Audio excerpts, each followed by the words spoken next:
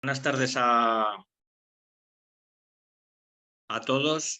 Agradeceros a todos los que estáis en esta sesión, que la verdad estamos muy satisfechos de la acogida que ha tenido y agradecemos a todos que estéis en ella. Vamos a grabar la sesión también primero para que todos lo conozcáis, que la vamos a grabar, y también para que, bueno, luego si alguna persona no ha podido unirse a ella, lo pueda hacer, la pueda ver posteriormente. Mi nombre es Antonio Pérez, soy el presidente del Comité Nacional de Jueces y simplemente quería agradeceros a todos vuestra presencia aquí e introducir la sesión para no robar más tiempo al contenido de verdad del trial. El trial para el Comité Nacional de Jueces es una actividad que ya llevamos varios años diciendo que es una nueva especialidad, que estamos introduciéndola, y ya creo que deberíamos empezar a cambiar ese discurso porque ya no es tan nueva, ya lleva tiempo introducida, hemos hecho un campeonato de Europa, con lo cual ya la verdad es que debemos considerarla como una disciplina más dentro de las variadas disciplinas que componen el atletismo. Si bien es verdad que el número de competiciones de trail es bastante menor que las que hacemos en pista, eso sigue siendo para algunos pues algo novedoso, y también debido a que el número de jueces que controlan una competición de trail es inferior, pues sigue haciendo que para muchos de nosotros lo veamos como algo todavía nuevo. Lo que pretendemos con esta sesión de hoy martes y del jueves, que luego Antonio Belmonte, que es el responsable de la comisión de trail, bueno, pues lo expondrá más detenidamente, es intentar daros a todos los que estáis en la sesión, que sois los que habéis mostrado interés por ser jueces de trail y que habéis respondido al cuestionario que se os envió, daros una formación de lo que es el trail, de lo que supone ser un juez de trail, y para que todos también tengamos un poco esos mismos conceptos en la cabeza y en la mente para cuando podamos ser nombrados como jueces de trail, y sobre todo para que conozcamos, bueno, pues cómo es una competición de trail. Como decía, en España ya hemos hecho bastantes. Hemos llegado a hacer un campeonato de Europa iba a decir el año pasado, este año en El Paso, en la isla de La Palma. Y la verdad es que, bueno, pues podemos estar orgullosos de lo que hemos ido aprendiendo durante competición a competición. No me quiero dilatar más. De nuevo, agradeceros a todos vuestro interés, sobre todo por estar esta tarde aquí, por haber contestado al cuestionario. Ha sido una grata sorpresa para el Comité Nacional recibir un amplísimo número de respuestas de jueces interesados en participar en esta actividad y en ser estar interesados en ser jueces de trail. Y también, bueno, pues descubrir que tenemos un colectivo en plena forma física a raíz de las respuestas que nos habéis dado en el propio cuestionario, lo cual está muy bien porque si bien no hace falta ser un superhéroe para ser juez de trail, sí que es verdad que una cierta condición física y una cierta capacidad física y de resistencia es importante, como veréis a lo largo de estas dos sesiones que vais a tener el placer de ver con los distintos ponentes. Así que bueno, ya no me entretengo más, le doy la palabra a Antonio Belmonte y agradeceros a todos vuestra presencia a estas dos sesiones. Antonio, cuando quieras. Bueno, buenas noches y bueno, muchas gracias en primer lugar por la asistencia y por el interés que mostráis por esta formación, ¿vale? Como comentaba Antonio, vamos a hacer una introducción al trail desde muchos puntos de vista, pero es verdad que no tenemos mucho tiempo, con lo cual vamos a ir también al grano. De verdad, muchos de los temas que tratamos darían para un seminario de civismo y para debatir, pero eso lo dejaremos para más adelante. Voy a compartir directamente la presentación y empezamos. Quiero que hagamos una prueba. Lo voy a ver un momentín, que comparto pantalla.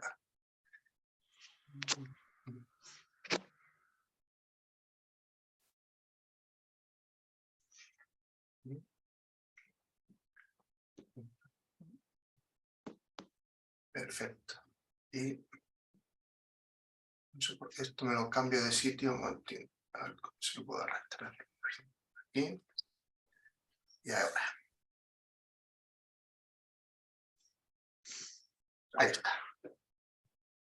Vale, bueno, recordad lo que comentaba aquí, que en el correo de convocatoria, ¿no? Micrófonos apagados y si puede ser cámara apagada también mientras exponemos para evitar cortes por el ancho de banda.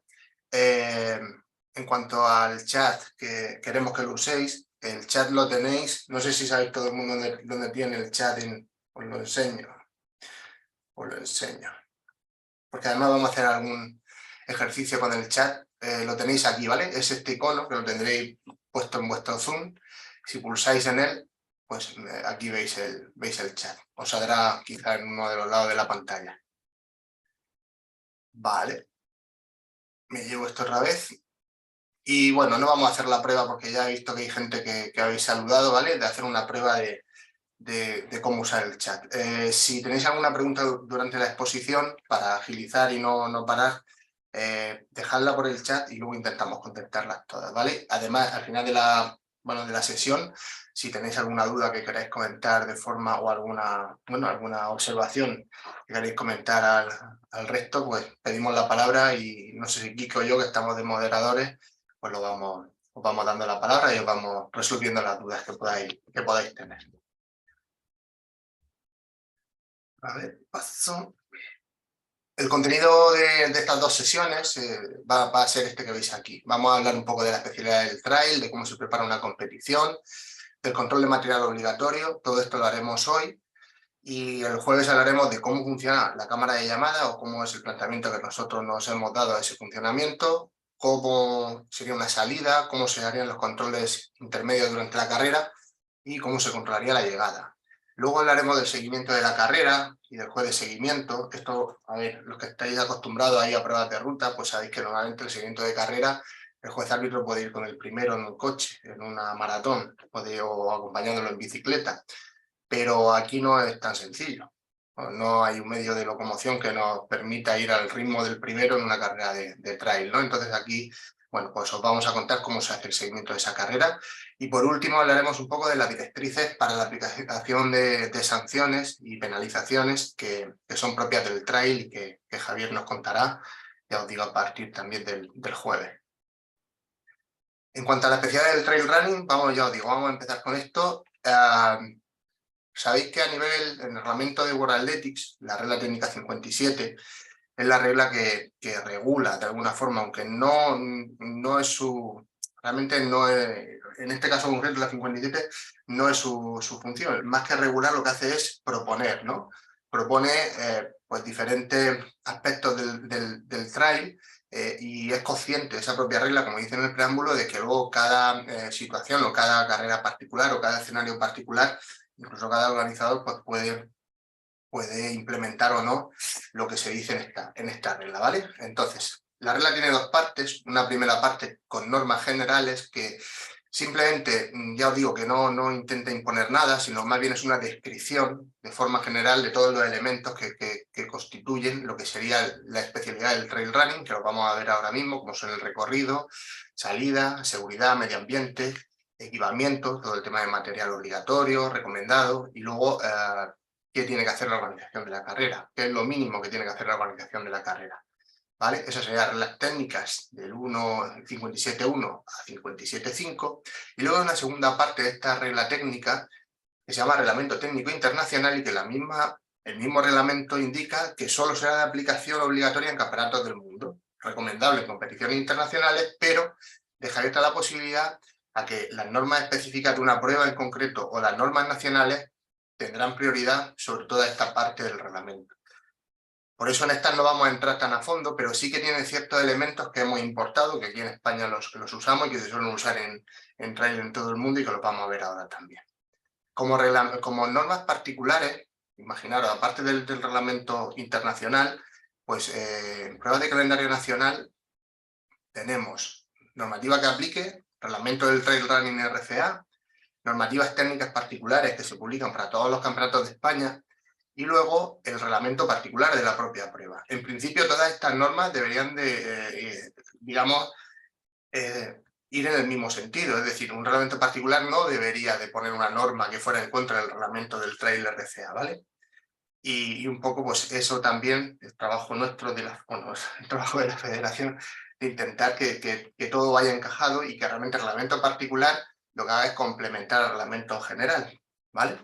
El reglamento del trail running general lo tenemos en la actual web de la RCA, en la parte izquierda, donde aparecen los reglamentos generales. Aquí, ¿vale? Lo podríais descargar si conocéis la web.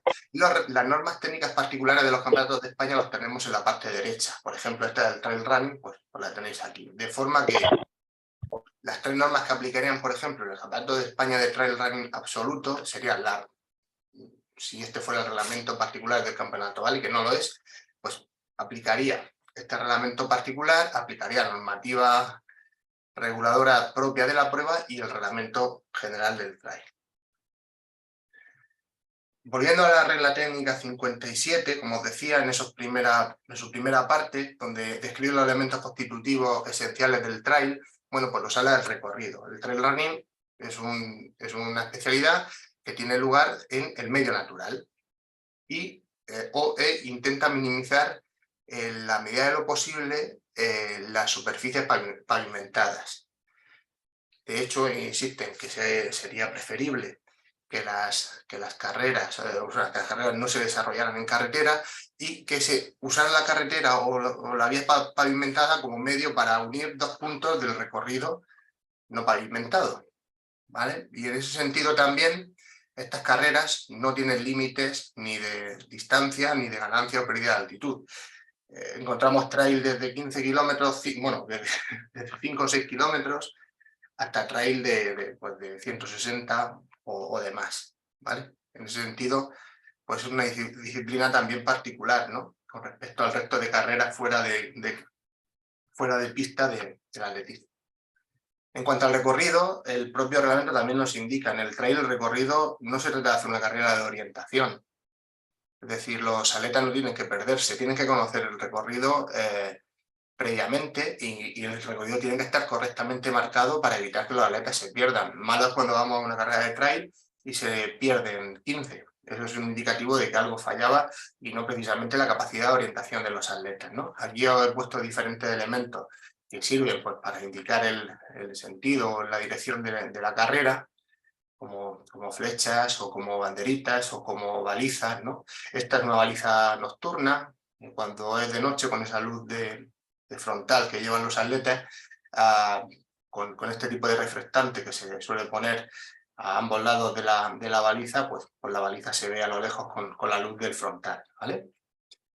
En cuanto a la salida, no dice nada más ni menos que casi como el resto de carreras, las salidas son salidas en grupo, o generalmente, pueden salir separadas por género o por categorías de edad.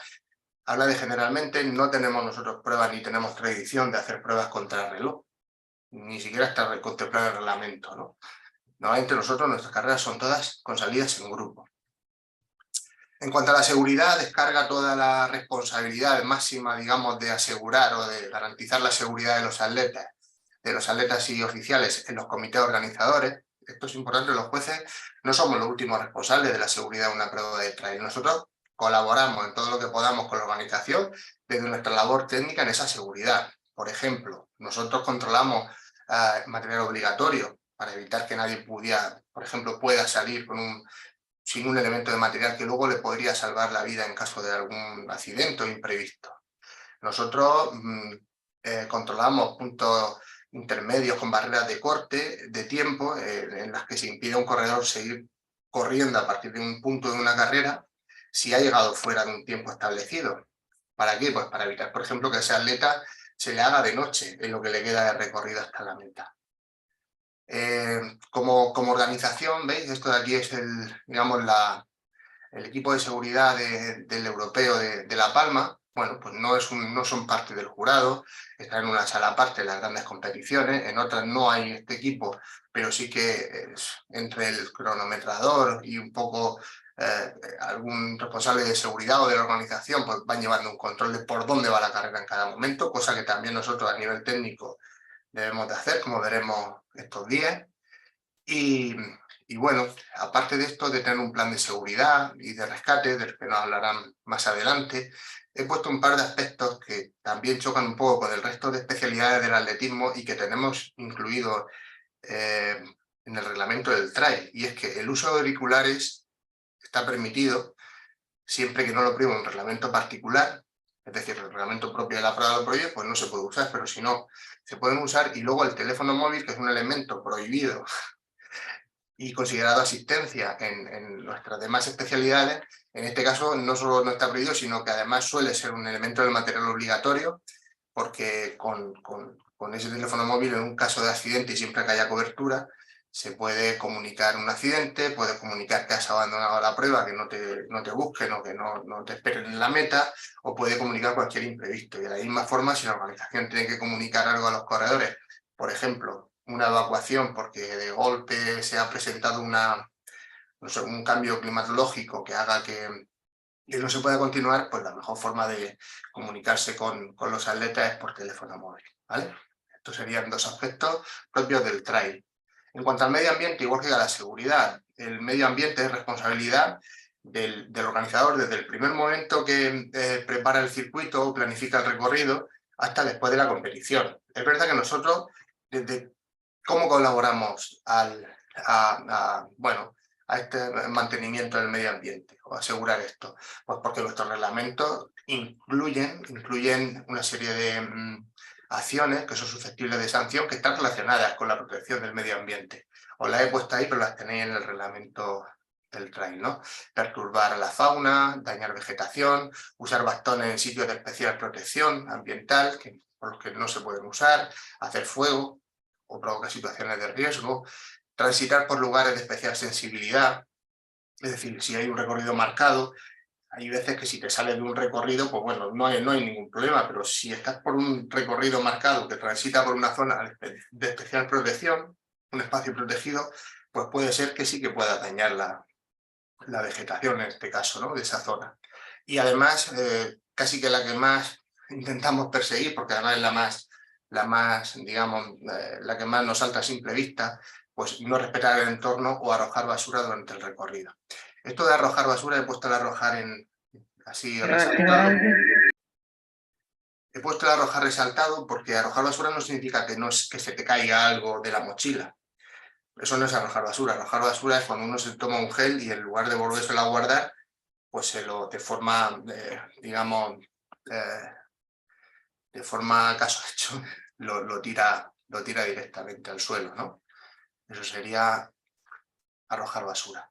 En cuanto al equipamiento, que igual a material, sinónimo, el uso de bastones de senderismo puede estar permitido en función también del reglamento particular. En nuestro reglamento general indicamos que si el bastón está permitido, esos bastones siempre si se llevan desde la salida, hay que llegar con ellos a la meta o dejarlos en un punto intermedio si hay algún punto intermedio autorizado para dejar esos bastones. Igual que también se podrían recoger de ese punto intermedio si no has salido con ellos y dejarlos y llevarlos hasta la meta o hasta el siguiente punto intermedio en el que está autorizado dejarlo, ¿vale? Esto es un aspecto que sí que os lo traigo aquí porque nosotros, una de nuestras funciones es controlar este aspecto reglamentario como jueces. Si un atleta sale con bastón, lo anotaremos e iremos controlando que en los puntos en los que puede dejarlo o no, lo deja o continúa con él hasta la meta, ¿vale? Estos son unos bastones plegables para los que os estáis introduciendo ahora en la especialidad, no tienen por qué ser rígidos, sino que pueden ir plegados y en un momento dado se montan y se utilizan y luego pues se vuelven a portar aquí plegados. Y aquí os traigo un caso, el último caso más sonado de descalificación, que no ha sido en una prueba de atletismo, digamos, sino en una prueba de trail de la Golden Trail Series, de Manuel Merillas, que es un gran atleta y que salió con bastones y no llegó a la meta con ellos y no los dejó en el punto en el que tenía que dejarlos. Y bueno, pues esto es de hace un mes o así, mes y medio. Ahí va. En cuanto al material, como os digo, el organizador puede imponer o puede recomendar que se use un material o puede imponer su uso, a lo que llamamos material obligatorio, que también os digo que tenemos que controlar. Y hablaremos largo y tendido después sobre este tema. El material obligatorio por definición, si es obligatorio, si obligamos a alguien a aportar con material, a ir con la mochila o con el cinturón o llevar el material cargado toda la prueba, por definición, si lo hacemos, que no hacemos nosotros, lo hace el organizador, lo hace porque ese material es esencial para garantizar su seguridad, ¿vale? Bien para evitar una situación de peligro, como dice el reglamento, por ejemplo, un recipiente en una competición en la que va a hacer mucho calor, evitaría una situación de peligro, como sería que el atleta pues se quedara sin líquido a mitad de carrera y pudiera deshidratarse, o en caso de accidente poder dar la alerta, por ejemplo, una manta térmica, un teléfono móvil o un silbato. Silbato parece que no, pero si el teléfono móvil llega en un punto en el que no hay cobertura, pues el silbato o se hace de noche, el silbato es un elemento de seguridad bastante útil, ¿vale? Y la manta térmica, pues tanto en frío como en calor, pues para evitar también situaciones de más riesgo. Aquí os he puesto una serie de elementos que podrían ser material obligatorio o recomendado: manta térmica, gorra, chaqueta, pantalones, recipiente, silbato móvil, mochila, etcétera, ¿no? Luego, en cuanto a los datos a publicar, he hecho ahí un pequeño resumen de lo que indica la regla técnica 57.5. El organizador debería, como mínimo, publicar estos datos. El atleta tiene derecho a conocer estos datos antes del inicio de la prueba. El programa / horario, un mapa con el perfil detallado del recorrido, la localización de los puestos de abastecimiento en este caso y de control, cuál sería el equipamiento que se permite, se recomienda o es obligatorio, cuáles son las normas que se aplican en esa competición y si existe algún tiempo límite, alguna barrera de corte intermedia o incluso en meta, de forma que si el atleta, ya os digo, llega a un punto después de esa barrera de corte o de tiempo, con el tiempo superado, pues no podrá continuar en la carrera. De las reglas técnicas 57.6 en adelante, que son las que os digo que pertenecen al Reglamento Internacional de Competición, os he dicho que voy a contar algunas de las particularidades que aplicamos aquí y serían, pues, por ejemplo, esta que veis aquí. Se permite en el reglamento que haya una cuenta atrás antes de la salida y además se indica explícitamente que una posición de llegada que resulte en un empate está permitido cuando es claramente evidente en la intención de los atletas. Os he traído este vídeo desde la Gran Canaria, donde los dos, después de 129-130 kilómetros, los dos atletas decidieron llegar juntos y aquí y empataron, básicamente. No hay que estar mirando si uno ha entrado antes, el chip de uno, o el transpondedor se ha leído antes, se ha leído después, ni quién ha pasado por la vertical de la línea de llegada el tronco antes, ¿vale? Por otra parte, se introduce también un concepto en el trail que es esencial y es diferenciador con respecto al resto de disciplinas y por eso en el Trail Day pues, la gente va aportando sus mochilas con el material y con su comida y con su agua, y es el concepto de autosuficiencia, es un concepto de trail. Este concepto nos indica que los atletas tienen que ser autónomos entre dos puestos de abastecimiento, dos estaciones de ayuda, tanto en equipamiento como en comunicaciones, de ahí el móvil, como en comida y en bebida, ¿vale? Y luego nos introduce otro concepto propio del trail, y son las estaciones de ayuda con asistencia personal. Es decir, puestos de abastecimiento donde se permite que los equipos de los atletas les puedan ayudar dentro de ese puesto de abastecimiento, ¿vale? Os he traído un vídeo del último mundial voy a quitar la voz, del último mundial de Tailandia, que hizo el equipo técnico de la Federación Española, y ahí vais a ver cómo se prepara todas esas estaciones de ayuda de asistencia personal, cómo ensayan incluso esos cambios de cinturón, lo vais a ver enseguida. Cómo vais a ver que hay una atleta que llega con una mochila, la deja y sale con otra mochila, mientras lleve el material obligatorio en la mochila que ha dejado, igual al material obligatorio en la mochila que trae, pues no hay ningún problema. Ahí veis cómo el equipo, cada país tiene una carpa, lo veremos esto también en profundidad con Javier Jover el jueves, y os contará un poco cómo funciona toda esta operativa.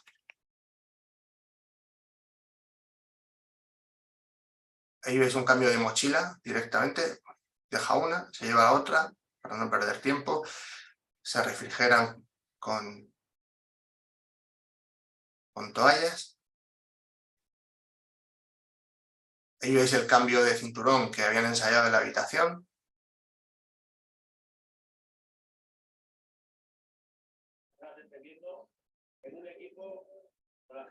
Y seguimos.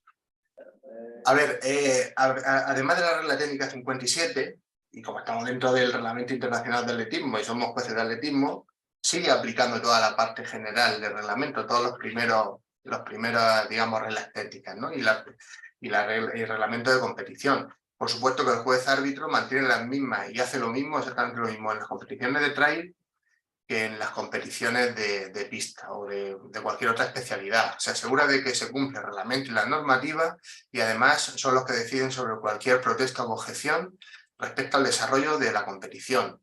Y al igual que pasa en pista, porque esto aplica a todo el reglamento, un juez árbitro no debería de actuar como juez ni como auxiliar, ¿vale?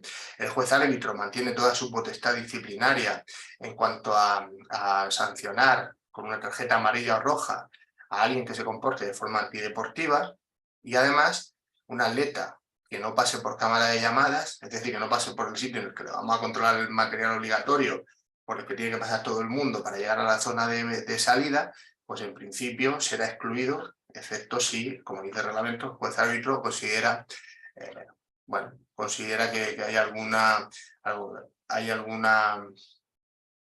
aspecto que haga que no se tenga que sancionar. Pero como principio general, el atleta sería excluido de la competición. En cuanto a vestimenta, dorsales, zapatillas, poco que ver hablar de zapatillas. Sabéis que en trail se permite cualquier tipo de zapatilla, incluso, era una cosa que nos llegó hace poco, en general si no se dice nada, uno puede correr descalzo, nadie se le ocurriría, supongo. Sí que se corre con unas chanclas en una categoría especial que hay, y bueno, pues en zapatillas, ya os digo, no hay nada que hablar. En dorsales habría que comentar, pues lo que os pongo ahí también, que los dorsales podrían estar tapados en un momento de la carrera, porque si el atleta lleva un cortaviento y hace frío y el dorsal va en la camiseta y solo tiene un dorsal, pues en ese momento, pues posible. Habrá momentos de carrera en el que lleve abrochada el cortaviento y el dorsal esté tapado. En cuanto a la asistencia, pues exactamente igual. Las reglas de asistencia aplican en todo, excepto en lo referente al uso del teléfono móvil y a esa asistencia personal que os he contado, que se permite en trail en determinados puestos de abastecimiento. Las reclamaciones y apelaciones son exactamente iguales, que nos las contará también Javi el jueves, y hay otras reglas técnicas que también se aplican, que están en la parte de carreras, en su propio preámbulo. Es decir, al inicio de la parte 2 del reglamento, si miráis, dice, las siguientes reglas aplican también no solo a la pista, sino al resto de carreras fuera de la pista, ¿no? Y algunas de esas son estas de acá, ¿vale? Si hay un empujón o obstrucción y no hay ningún otro reglamento que lo sancione, pues evidentemente podemos recurrir a nuestra regla técnica 17.2. También aplica la 17.6, es decir, si alguien dice que ha abandonado, luego no puede aparecer otra vez en competición.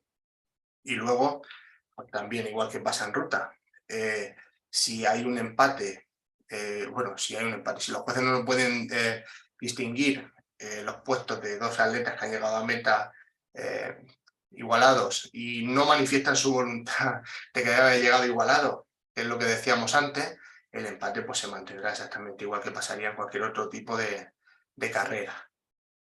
Os voy a traer aquí un ejemplo donde aplicamos en el europeo de trail, aplicamos una descalificación por la regla técnica de empujón, la 17.2.2, ¿vale?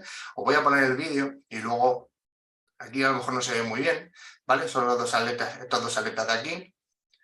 Y bueno, no se ve muy bien porque la calidad no era muy buena. Os lo pongo otra vez. Bueno, viene ahora cámara lenta. Hay algún tipo de contacto que, aunque aquí no se aprecia, es verdad que con la imagen real algo más se aprecia. Y luego este chico pues se cayó y esta era la meta ya, ¿vale? Era justo la llegada aquí. Si pasamos a la siguiente, aquí se ve un poco mejor, ¿vale? Con las imágenes que nos pasaron con desde una cámara por WhatsApp, vemos cómo efectivamente el búlgaro sí que hay contacto, tiene contacto con el chico este, que es el que al final acaba cayendo, ¿vale? Y de ahí que aplicáramos esta descalificación. Esto luego llegó al jurado de apelación y mañana a última hora os contaremos cuál fue la resolución. En cuanto a la asistencia, esto que veis aquí a la izquierda es el Instagram de la WMRA, que sabéis que es una de las organizaciones internacionales junto con ITRA, que organizan el Mundial de Trail al amparo de World Athletics. Veis a dos atletas de la misma selección, esto fue en Tailandia, bien hace un mes o así, la zona de meta, y veis cómo, bueno, pues cómo hay dos atletas ayudando a otra atleta a llegar a la meta. Y esto es un motivo de camaradería y competición, ¿no?, para WMRA. Pero eso, cuando lo pone frente a frente con nuestra regla técnica de la asistencia, en la que se indica que recibir apoyo físico de otro atleta, que no sea ayudarle a recobrar la posición de pie, que ayuda al atleta a progresar hacia adelante en carrera, se considera asistencia y además es un motivo de descalificación directa. Podría ser sometido a descalificación directa. Nosotros, si esto hubiera pasado en España, o incluso si algún juez hubiera acompañado o acompañara a una selección, a nuestra selección, a cualquier selección, y se viera perjudicada por la llegada de esta atleta en estas condiciones, pues posiblemente esto sería reclamable, ¿no? De luego en España, si pasara esto, en una competición de élite, ¿vale? No hablamos de un trail, el atleta que llega al 490 y llega con otro cogido así, 491, carrera popular, digamos, a lo mejor habría que plantearse otra cosa. Pero de luego si es un campeonato de España, por ejemplo, pues sería de aplicación esta regla de asistencia. Aquí tenemos los retos del juez de trail. He puesto una foto precisamente para indicar que no hace falta ser Rambo, ¿vale? Para ser juez de trail, pero sí es cierto, bueno, en unos requisitos de máximos, ¿no? Pues bueno, lo ideal es que todos tuviéramos la posibilidad o la forma física para poder realizar largos desplazamientos a pie, que todos fuéramos autónomos en los desplazamientos con respecto al organizador. Es decir, que si supiéramos, o sea, que todos tuviéramos coche, que todos pudiéramos ir solos, que todos pudiéramos actuar en competiciones de larga duración, incluso bueno, hay competiciones de muchísimas horas, con horario introspectivo, o empieza muy temprano, o se prolonga durante toda la noche, o de golpe nos cambian las condiciones climatológicas y son adversas, que tengamos capacidad de actuar en solitario, en puntos aislados, y además que tengamos destreza para movernos en el medio en el que vamos a jugar, que en este caso es el medio natural, ¿vale? Todo esto ya os digo que son, digamos, retos o son aspiraciones de máximo y bueno, en la medida de lo posible, pues, cuanto más nos aproximáramos a esto, mejor. Es verdad que puede ser que nunca nos encontremos en condiciones de este tipo, pero tengamos siempre en mente que, bueno, pues que esto sería el objetivo ideal a alcanzar. En cuanto a los planteamientos de los jurados, bueno, hablamos de varias figuras. El director de la carrera es el máximo representante de la organización, el máximo responsable, y es una persona que debe de colaborar con el juez árbitro en la preparación de la competición principalmente, y luego durante la competición es más complicado de escogerlo también, ¿no?, porque está ocupado en sus tareas, pero en cualquier caso tenemos que ser conscientes de que el director de la carrera no tiene competencia sobre las cuestiones de los jueces, las cuestiones técnicas que nos faculta el reglamento, ¿no? Por otra parte, si al juez árbitro lo ha nombrado el Comité Nacional de Jueces, el Comité Autonómico del lugar donde se está desarrollando la competición, hablamos de una competición nacional, pues debe nombrar a un juez responsable local. Ya tenemos unos responsables de trail de comités autonómicos, que supongo que estaréis por aquí, que en cierta forma deberá de colaborar con el juez árbitro en la preparación de la competición. Porque, como digo abajo, si el juez árbitro es la persona que asume las funciones del director de la reunión, porque realmente con los jurados no reducidos no hay espacio para una figura de director de reunión si no hace director de reunión y de otra cosa. En ese sentido, os digo que es importante que el juez árbitro cuente con un colaborador local, del jurado local, a la hora de preparar la competición, que conozca el perfil de los jueces que vamos a actuar en esa competición, que sepa quién está más en forma, quién es menos, quién es más hábil tomando dorsales, quién es más hábil controlando material, etcétera, ¿vale? Entonces un poco ese sería el planteamiento. El juez árbitro, al final, como todos los jueces en las funciones que van a desempeñar durante el recorrido, son jueces de auxiliares del juez árbitro al final, pues el juez árbitro puede asumir perfectamente esas funciones de director de la reunión. En pruebas de varios días o de larga duración, pues lo normal es que hay un adjunto al juez árbitro, porque no va a estar el juez árbitro 20 horas ahí al pie del cañón y se pueden turnar.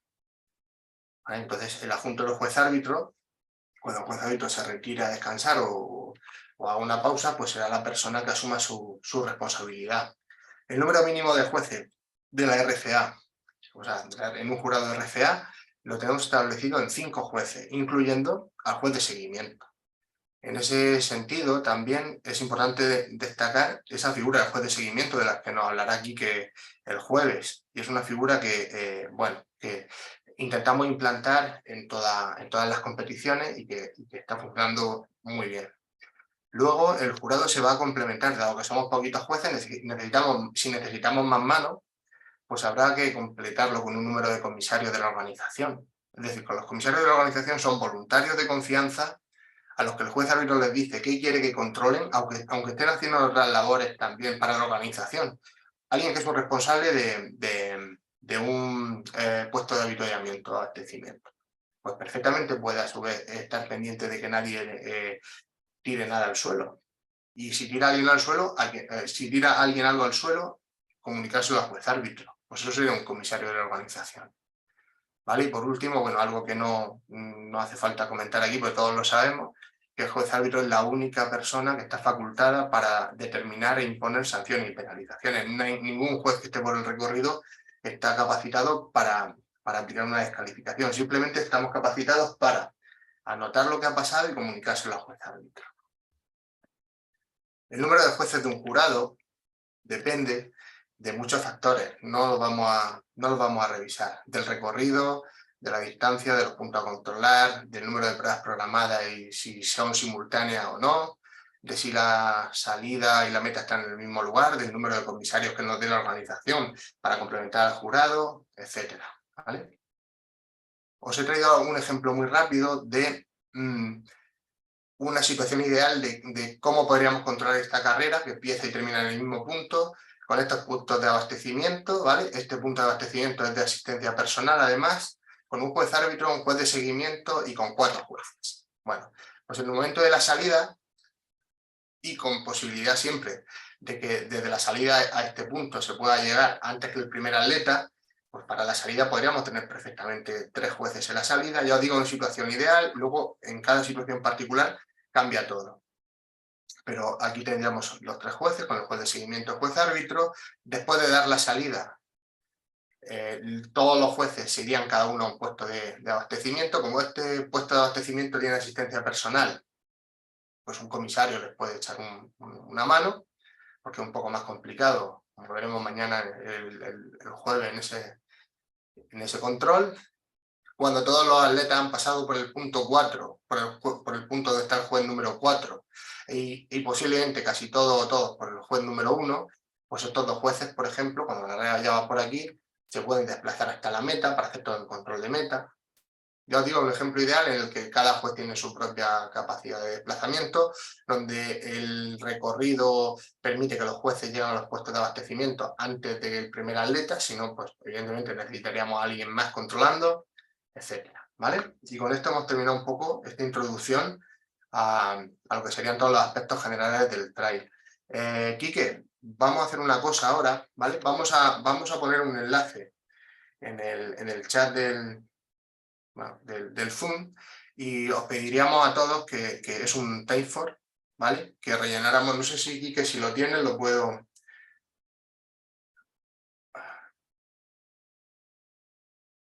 A ver si lo puedo poner. Ya está, Antonio, ya está en el chat. Vale, pues lo voy a hacer el favor. ¿Sabéis todo entrar al chat? Si me gustaría que lo rellenarais todos los que estáis, ¿vale? Aquí en el chat hay un enlace y si pincháis, pues directamente tenéis aquí esto, ¿vale? Hacer el favor y rellenarlo. Y nos vais diciendo, vamos a dar 2-3 minutos, nos sirve un poco también de descanso mientras cambiamos de ponente y rellenamos esta encuesta.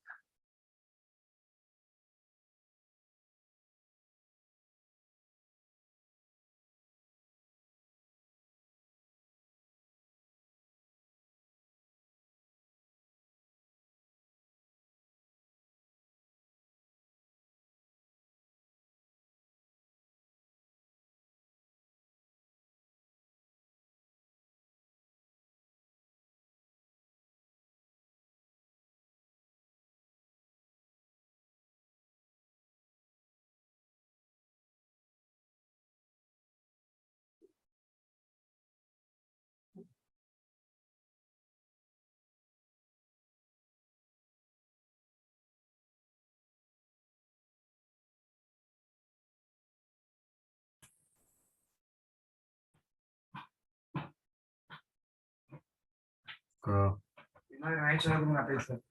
Bueno, espérate. Vale. Si tenéis algún problema, podéis hablar por el micro y lo vamos viendo. Hola, buenas. No aparece Comité Autonómico de Extremadura en el formulario. Debe ser que con el agua se ha borrado. Vale, pues...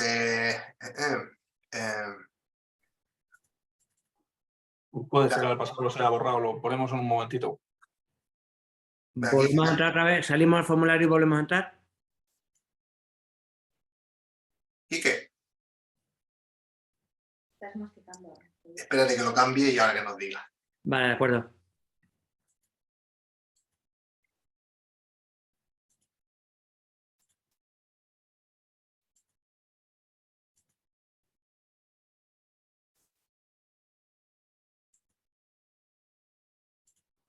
Ya debería aparecer. Dice que si volvemos si volviendo atrás y adelante ya aparece o tienes que salir y volver a entrar. Yo cargaría de nuevo el formulario, empezaría de nuevo. Empieza de nuevo. Se ha recargado de nuevo. Así que Perfecto. vuelvo a llenar. Gracias. Vale.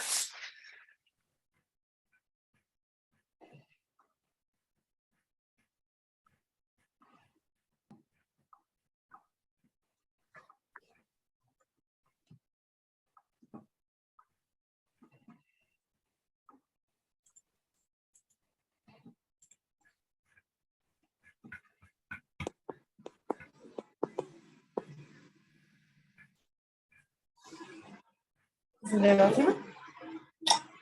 Fuma.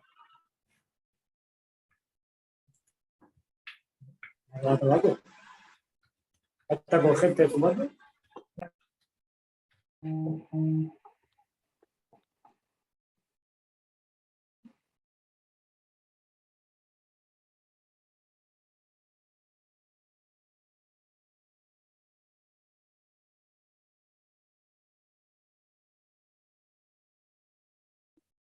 ¿Cómo vamos? ¿Seguimos? ¿Alguien necesita ayuda?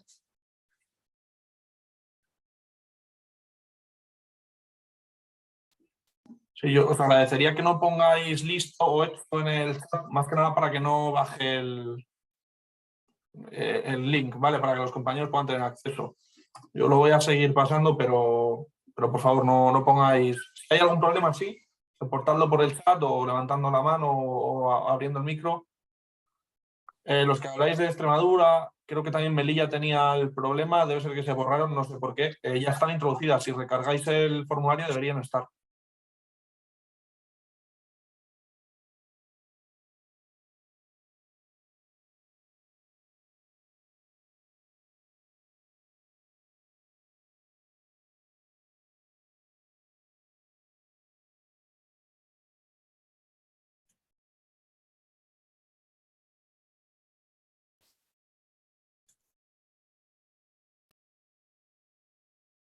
Vale, pues si os parece continuamos y mientras vais terminando la encuesta. En unos minuticos la cerramos. Vale, pues os doy la palabra a Álvaro Villén, que es el compañero que nos va a contar la parte de cómo se prepara una competición de trail running. No sé si Álvaro estás por ahí. Sí, estoy ya por aquí. Estupendo. Vale, pues tú me vas diciendo... Pues sí, mira, para empezar quería comentar lo primero de todo, la foto esta que tenemos aquí. Por lo que veis es una foto muy bonita. Voy a empezar al revés, ¿no? Vamos a ver la foto y vamos a analizarla. Es una foto muy bonita que está sobre unos 2.000 metros, 2.000 y pico metros de altitud. El día es estupendo, hace un día soleado. Se trata de una carrera vertical, que la salida estaba a los 1.000 y pico metros de altitud, había que hacer un circuito de 7 kilómetros y acababa pues aquí, ¿no? Si veis, los jueces estaban preparados con sus carpetas, sus lectores de chi y demás, ¿no? Y bueno, ¿cómo se llega aquí? A esta situación, ¿no? De que está todo preparado y esperando a los primeros atletas, pues preparando la carrera y preparándola bien, porque nos puede ocurrir que depende de qué carrera, pues no lleguemos a tiempo hasta en la meta.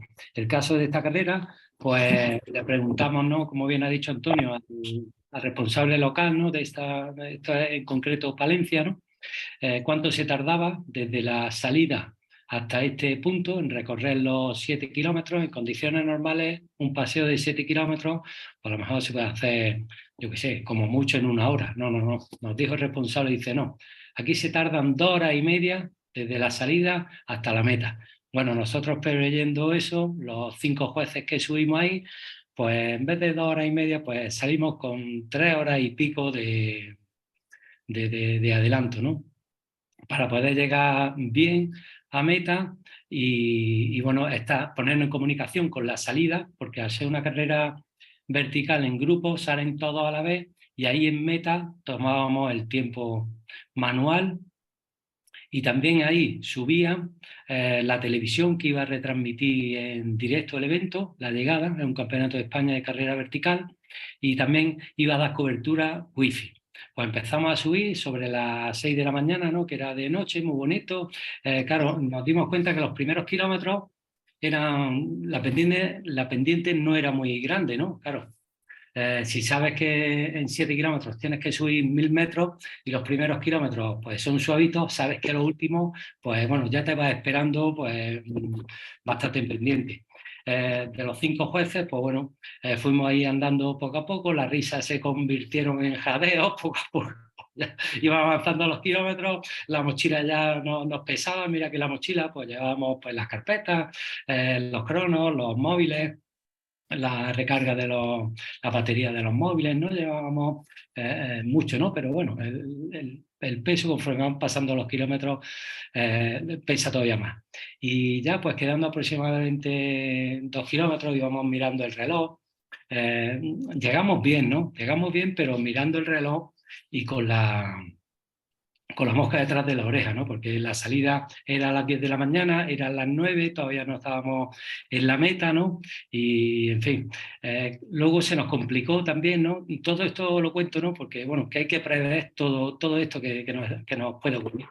Luego nos ocurrió que quedando aproximadamente 2 kilómetros, los 2 kilómetros con más pendientes y con piedras, ya no era sendero, aquello era saltando de piedra en piedra.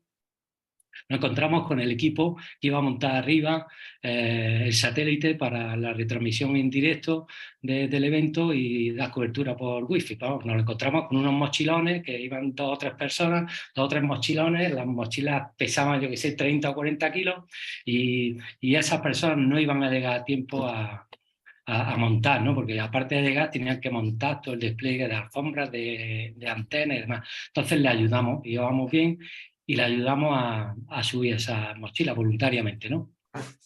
Subimos las mochilas y al final dio tiempo para que a las 10 de la mañana estuviera todo preparado. Nosotros nos comunicamos con la salida, arrancamos los cronos y esperamos a la llegada de los primeros participantes, que tardaron 40 minutos, ¿no? Pero no solamente es subir, ¿no?, a esta cima, sino luego quedaba también la bajada. Y yo no sé si muchas veces es mejor la subida que la bajada, ¿no? Porque la bajada ya el trabajo estaba hecho, pero bueno, ahora había que bajar. Y también tardamos pues también 3 horas y pico en bajar, ¿vale? Bueno, con todos estos episodios que os he contado, pues bueno, es poner el antecedente de lo que nos podemos encontrar en una carrera de montaña. Esta preparación, ¿cómo se hace desde el momento que nos nombra el CNJ? Pues primero recabamos información. ¿Información de qué tipo? Pues información del reglamento particular de la carrera. Nos vamos a la página web, vemos los recorridos, el track, el programa de pruebas, las jornadas que son. Contactamos con el responsable autonómico local para que nos cuente pues, las condiciones de esa montaña. Yo soy de Granada, la Andalucía, pues me conozco todos los parques naturales, las montañas y demás, pero claro, salgo de Andalucía y ya no soy yo un experto en otro tipo de montañas, de humedad, de altitud, de vegetación, ¿no? Entonces, pues, bueno, se contacta con esta persona responsable para que nos indique las condiciones que nos vamos a encontrar. Y también contactamos con el responsable de la organización. También contaros que en la práctica de este responsable de organización, los organizadores muchas veces pues, son empresas, y esta misma empresa lo mismo te organiza un trail, que te organiza un concierto de música, de rock, de pop, una exposición de pintura y demás. Entonces, donde siempre... y en la práctica pues ocurre que más que el organizador con quien te pasan no es con el director de carrera, que es el experto, no es el conocedor del circuito, el que ha diseñado el circuito y demás. O sea que cuando hablamos de organizador, es organizador, director de carrera. ¿Vale? Y preparamos las 2 reuniones que tenemos. Hay 2 reuniones, una previa que debemos de hacer con el organizador y otra posterior con el jurado que haya sido convocado. Con el organizador, el objetivo fundamental lo he puesto aquí, ¿no?, que es concretar al máximo todos los detalles relativos a la logística para que no llevemos para que minimicemos el número de imprevistos que pueden surgir, porque la montaña es imprevisible ya de por sí. Pues ya si nos montamos allí un trail, una carrera de montaña, pues con 500, 600, 1000 participantes, pues claro, los imprevistos pues aumentan el riesgo, ¿no? Y también buscando el consenso, ¿no?, con el organizador, la federación, los reglamentos y todo, que todo esté, lo he puesto en rojo, buscando el consenso y minimizar así todos los imprevistos. Bueno, de esta reunión con el organizador, la convocatoria, el responsable de esta convocatoria es el juez árbitro, los asistentes, pues el juez árbitro, el organizador, director de carrera, ¿no?, o la persona que el delegue, el responsable autonómico que hemos dicho, el adjunto al juez árbitro, si está designado por la Federación Española, el delegado federativo y otros posibles asistentes, ¿no?, que puede ser, no sé, el policía local, protección civil, agente de medio ambiente, el jefe de voluntarios, ¿no? Es cuestión de hablarlo y ver qué personas pues, pueden asistir a esta reunión previa con el organizador. Las reuniones que podemos hacer pues, son pues, telemática, telefónica y presencial. Lo ideal, pues que sea presencial. Que por distancia no puede ser presencial, pues preferiblemente telemática. Y ya si no puede ser telemática, pues bueno, pues telefónica. Sabemos que las reuniones telemáticas, y lo estamos viendo ahora mismo, pues es mucho más visual, más interactivo y mucho más productivo, ¿vale? Esas son las 3 tipos de reuniones que podemos ver. Y ahora, pues los puntos que se van a tratar en la reunión con el organizador, pues son los que os pongo ahí, ¿no? Revisamos el reglamento particular de la carrera y lo consensuamos con el reglamento de la Federación Española, por si hay algunos detalles que no están bien perfilados o llegan a contraponerse. Bueno, llega un consenso al organizador y antes de que ocurra nada, pues bueno, ese reglamento, si se puede tocar o retocar antes del comienzo de la carrera, pues mucho mejor. Se revisan los tras del recorrido. Ahí he visto, bueno, y Antonio nos ha puesto Rambo, no la película de Acorralado, pero tampoco hay que ser un súper-entendido en seguir los tras del recorrido y demás, pero sí tener unos pequeños conocimientos de orientación y uso y manejo de todas estas aplicaciones que son muy fáciles de utilizar, pero que hay que ponerse a organizar, a utilizar el mapa de España, el Wikiloc y demás. Además son aplicaciones que yo animo, si alguno no la conocéis, a utilizarlas porque son muy intuitivas y muy fáciles de utilizar y muy útiles en el caso del trail. Se ven también recorridos alternativos que en caso de que las condiciones atmosféricas cambien y la carrera haya que derivarla por peligro para los participantes por otro sitio, bueno, que esos recorridos pues estén vistos.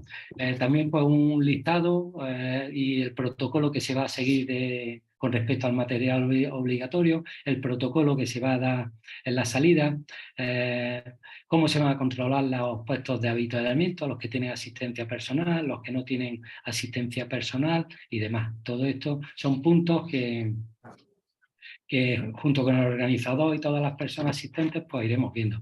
También le echamos un vistazo a los tiempos límites y barreras de corte que se van a dar en durante todo el recorrido. El sistema de cronometraje a utilizar y también deberemos ver que este sistema de cronometraje pues está avisado, ¿no? Y está homologado por la RFA.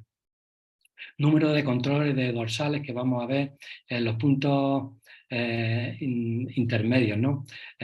¿Cuánto va a haber? ¿Cuántos controles de dorsales? Y el sistema de transmitir esta información al juez de seguimiento. Aquí he puesto una foto a la derecha, ¿no? Que bueno, decimos, bueno, toma de dorsales, control de toma de dorsales. Bueno, esto tampoco será difícil, ¿no? Tomar los dorsales en un punto. Bueno, pues ahí he puesto la imagen de una toma de dorsales de un trail de 100 y pico kilómetros, que claro, se desarrolla en muchos de estos casos en horas nocturnas, y la toma de dorsales se tiene que hacer con un frontal que tiene que tener batería suficiente para aguantar no sé cuántas horas, y bueno, y en estas condiciones.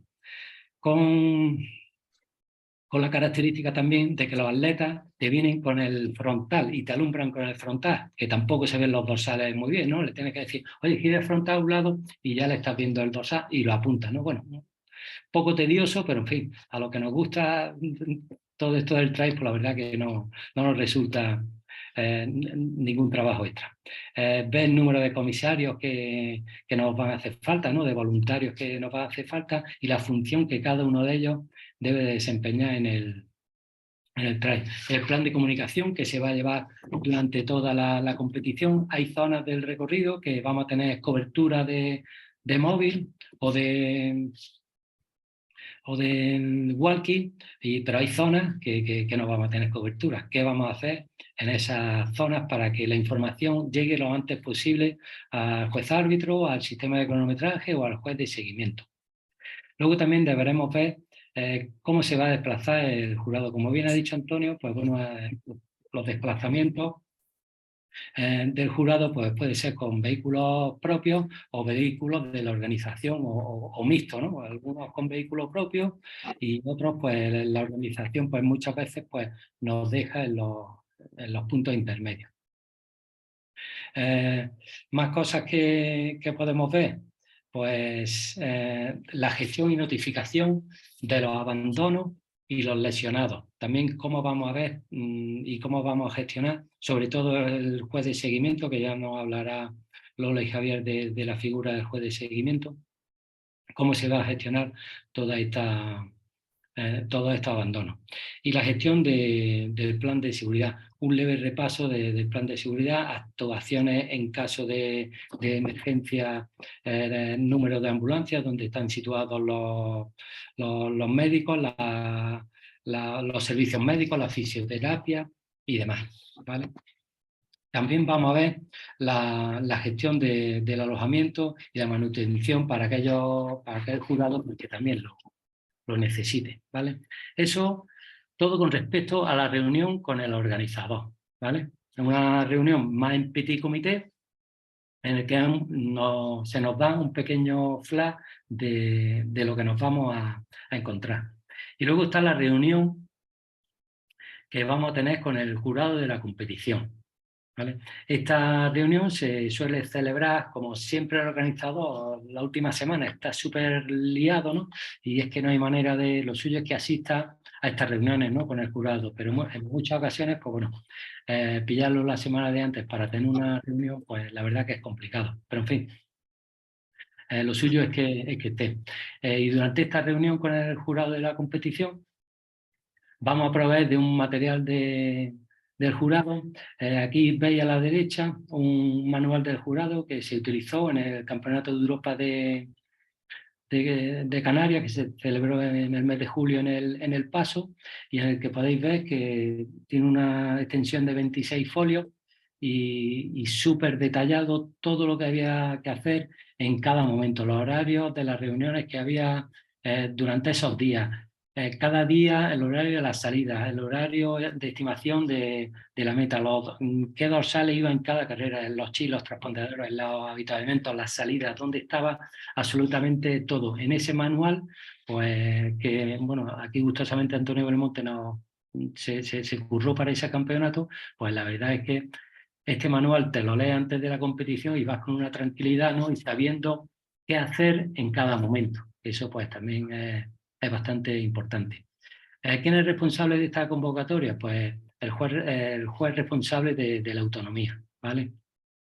En la preparación de esta reunión, como ya previamente hemos tenido una reunión con el organizador, pues debemos ya de analizar pues, el modo en el que el jurado se va a desplazar durante la competición, el tiempo que cada oficial va a estar en el sitio y horario horario de convocatoria, ¿no? y horario de finalización, horario a la hora de comer, ¿no? Distribución. Oye, pues quedaros vosotros en meta, de 2 a 3 os vais a comer y a las 3 viene otro grupo, todas las funciones de logística pues también se preparan antes de esta reunión. La forma en la que se va a comunicar todos aquellos acontecimientos al juez de seguimiento, al juez árbitro, cómo vamos a estar intercomunicados los jueces, los voluntarios y todos, cuántos grupos de WhatsApp va a haber, ¿vale? Y luego los puntos a tratar, cuando ya nos reunamos, que lo suyo es presencial, pero si no se puede, pues telemáticamente. Los puntos a tratar pues son los que estamos viendo ahí. Se presentan a todos los asistentes. También se presentan los aspectos técnicos a control durante la prueba. Le vamos a dar un repaso a las infracciones susceptibles de ser sancionadas, al protocolo que se va a seguir en caso de observarse alguna infracción, un poco recordatorio, ¿no? Al jurado de lo que tenemos que hacer, indicar si hay alguna restricción que controlar algún puesto, lo de los bastones. Oye, que sepáis que en este puesto de avituallamiento o en este control de dorsales los atletas pueden dejar los bastones, ¿no? Bueno, pues eso pues tenerlo en cuenta. También los rasgos y los formatos de los dorsales. Oye, pues en la ultratrail van con dorsal rojo, al azul, lo que sea. La presentación de los recorridos y se le pega una visual a cada uno de los recorridos. En esos recorridos pues se va a ver las zonas susceptibles de atajar, las bifurcaciones complicadas, zonas que tengan peligrosidad, con tajos y demás, ¿no? que pueda hacer que la seguridad del atleta pues se vea, bueno, pues habrá que reforzar las indicaciones, la información de esas zonas especiales. Los puestos de avituallamiento, los controles intermedios, todo eso lo vamos a ver. Y una cosa también muy importante que muchas veces no le damos importancia a saber leer una previsión meteorológica, ¿no? Que cuando nos metemos en el tipo.es o en AESMET o donde sea, ¿no? Y vemos este tipo de datos, oye, 14% de humedad, 33% de humedad, 61%, ¿eso en qué me puede influir? ¿En qué puede influir a los atletas? Oye, 12 kilómetros por hora de viento, eso es mucho, es poco, eso es un vendaval, eso es una leve brisa, ¿qué es? ¿No? Saber interpretar estos datos. También en esta reunión con el jurado de la competición vamos a concretar la uniformidad que vamos a llevar, ¿no? Y el equipamiento del jurado. Si deben de llevar frontales, si deben de llevar móviles, si deben de llevar baterías externas para cargar los móviles. chubasqueros, paraguas, botas, todo el equipamiento del jurado, pues bueno, este es el momento de preverlo. Durante esta reunión también se le asignan las funciones, responsabilidades y ubicación a cada uno de los jueces. Se presenta también la infraestructura y protocolo de la salida, dónde está la cámara de llamadas, cómo se va a efectuar el control de todos los dorsales que tomen la salida, dónde se va a ubicar la antena del cronometraje eléctrico, dónde se va a situar el locutor, todo. Le pegamos una visual a toda la logística que se forma en la zona de salida y meta. Los horarios de trabajo del jurado y los desplazamientos del jurado, que también es importante, pues bueno, a la hora de ver cómo se va a desplazar el jurado, quién te va a llevar, si eres tú el que lleva el coche, si sabes dónde está el punto donde tienes que ir, si no sabes llegar, cómo puedes llegar, quién te puede ayudar y demás. Todo eso preverlo y no estar media hora antes de la salida, oye, que tengo que estar en el pueblo, no sé cómo puedo llegar a este, o tengo que estar en el pico y demás. Y me has dicho que tengo que dejar el coche en no sé qué pueblo y andar 3 kilómetros. ¿Alguien sabe? No. Todo esto, cuanto antes lo veamos, pues mucho mejor, ¿vale? Durante esta reunión también vamos a ver el plan de comunicación que vamos a llevar durante todo la jornada, ¿no? que va a durar jornadas que va a durar el TRAI, si vamos a formar solamente un grupo para los comisarios, si solamente vamos a formar un grupo para los jueces, un grupo para comisarios y jueces, un grupo de WhatsApp en el que solamente está juez, árbitro, organizador y juez de seguimiento. ¿Qué vamos a hacer? ¿Vale? Para comunicarnos. El protocolo de llegada, el cronometraje, la toma de dorsales, como estamos ahí viendo, ¿no? Como en las fotos que hemos visto, la previsión de rotación del jurado en la meta. Si os fijáis aquí a la derecha, en la foto, pues bueno, ahí estaban 3 carreras lanzadas, una llevaba 5 horas y pico, otra 17 horas y pico y otra 7 horas y pico, ¿no? Había 3, entonces claro, 17 horas, esta carrera de 17 horas que llevaba 17 horas, casi llegaron a las 24 horas. No vamos a tener allí unos jueces de llegada allí, pues no sé si 10 o 12 horas, ¿no? Sino hay que realizar una serie de turnos en la llegada para que, bueno, para que el cansancio y la acumulación de cansancio pues no se vea reflejado en un trabajo mediocre, ¿no? También se va a ver una pequeña introducción al plan de seguridad y también el envío, reparto de impresos y hojas de campo que vamos a utilizar pues en todo. Si os metéis en la página de la Federación Española de Atletismo, en el Comité Nacional de Jueces, hay una serie de impresos que utilizamos para toda la gestión de una carrera. Si tenéis alguna duda en alguno de ellos, pues bueno, cuestión de que lo preguntéis y ahí lo tenéis. Todo esto es con respecto a la preparación de una competición que lo que he dicho al principio, consensuar con el organizador cualquier mínimo detalle para minimizar cualquier imprevisto que pueda surgir, ¿vale? Pues le doy paso a mi compañera Lola, que va a seguir con la sesión. Muchas gracias. Perfecto. Muchas gracias, Álvaro. Voy a cambiar de presentación.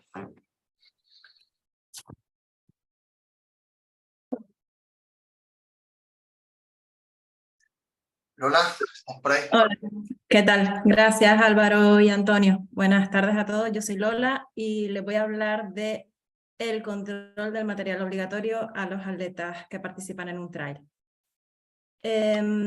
Las carreras de trail pues no implican llevar un material obligatorio específico. El reglamento en la regla 5795 nos dice que el atleta debe llevar en todo momento pues una manta térmica, el móvil operativo y el silbato. Pero el organizador de una carrera de trail puede además indicar en su reglamento particular el material obligatorio que deben llevar todos los atletas, principalmente para mantener su seguridad durante toda la carrera. vamos a encontrarnos con varios tipos de control de material obligatorio. Se controla todo el material a todos los atletas, se controla parte del material a todos los atletas, se controla todo el material a algunos atletas o se controla parte del material a algunos atletas. Parece un poco trabalenguas, pero bueno, seguidamente lo veremos claro qué significa y qué tenemos que hacer en cada tipo de control y cuándo debemos hacerlo. ¿Dónde vamos a controlar el material obligatorio? El material obligatorio, los puntos de control serán en la cámara de llamadas que realizamos o que se prepara previamente a la salida de la carrera, en la meta tras la llegada del atleta y en puntos intermedios del recorrido en algunas circunstancias. Puedes seguir, Antonio, si quieres, lo siguiente. El control del material obligatorio, siempre que sea posible, lo vamos a hacer en la cámara de llamadas previamente a la salida y en la meta. Si es viable, en ambos puntos lo ideal sería controlar todo el material a todos los atletas. Si no fuera viable por circunstancias particulares del evento, que no tenemos los recursos necesarios para hacerlo, o tenemos una participación masiva, se podrá optar por otro tipo de control más adecuado a las condiciones de la competición. Siempre lo tenemos, y como explicó antes, como acaba de explicar Álvaro, es importante haber hablado antes, haber consensuado con la organización que tengamos mesas de apoyo para las mochilas y el material en la meta. Y también disponer de sillas para los atletas en meta, sobre todo que lleguen exhaustos para que puedan recuperarse un poco antes de realizar el control del material. Tener contenedores de basura para los desperdicios, agua para los atletas porque normalmente también llevan muy cansados y la van a necesitar mientras están recuperando y mientras le realizamos el control del material. Es importante tener todos esos detalles previstos de antemano con el organizador y que cuando lleguemos al evento, a la carrera, ver que está todo dispuesto. Esta es una foto que les pongo porque esto fue también en el europeo de trail running en El Paso, La Palma. La chica llegó exhausta, pero muy cansada. Tuvieron que atenderle el dispositivo de emergencia. Y la pongo para que tengan en cuenta que aunque un atleta llegue muy cansado o no esté a lo mejor en sus mejores condiciones, le vamos a revisar el material obligatorio. No vamos a agobiarla ni nada, dejamos que se recupere tranquilamente. Cuando la chica respiró, ya estuvo sentada en su silla de ruedas y demás, ya estaba tranquila, ya nos fue enseñando ella poco a poco el material una vez estuvo recuperado. El control de material, otro sitio donde podemos controlar algunas circunstancias, el material obligatorio es en puntos intermedios del recorrido. Esto lo hacemos si se considera necesario por motivos de seguridad, principalmente. Y entonces buscaremos los puntos intermedios del recorrido donde hacer esa revisión de material. Es importante tener en cuenta que se revisará siempre un elemento o debemos revisar varios elementos relacionados con la seguridad. Por ejemplo, aquí le pongo un cortaviento, pues si han cambiado las condiciones de temperatura climatológica y se va a empeorar el tiempo, pues es conveniente que en ese punto revisemos si lleva, por ejemplo, el cortaviento en la maleta, en la mochila, perdón, el cortaviento o la manta térmica, etcétera. Si se va a hacer de noche, va a caer la noche, pues que llevan el frontal y que llevan la batería suficiente. Siempre vamos a intentar que sean elementos o varios elementos relacionados con la seguridad. Es importante tener en cuenta que todos los atletas, vamos a intentar que todos compitan y tengan igualdad de condiciones. Por eso, en los puntos intermedios vamos a solicitar el mismo elemento de seguridad o los mismos elementos a todos los atletas, desde el primero al último. Es decir, no podemos revisar aleatoriamente porque sería injusto, porque vamos a estarles parando en un momento de la carrera.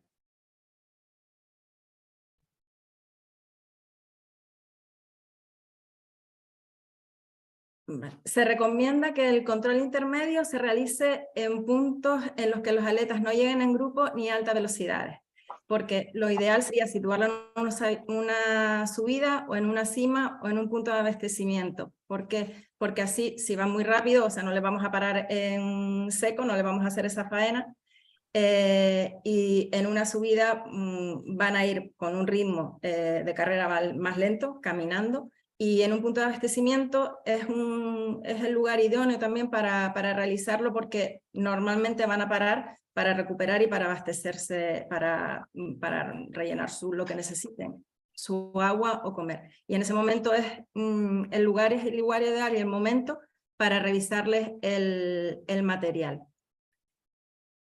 El control del material debe indicarse en el recorrido. El punto de control de material debe indicarse en el recorrido, a ser posible con un cartel situado antes del punto de control a una distancia suficiente para que el atleta no se encuentre de sopetón con el punto de control, por ejemplo, 50 metros antes. Si el reglamento sanciona con una descalificación la falta de un elemento de material obligatorio en un punto intermedio del recorrido, la descalificación será aplicable desde ese punto o en ese punto, siendo informado el juez árbitro inmediatamente sin ser necesaria su presencia para comunicar la sanción. Es decir, si falta un material de seguridad obligatorio en un punto intermedio, el atleta está descalificado y no puede continuar la carrera. Informamos al juez árbitro y con eso ya es suficiente.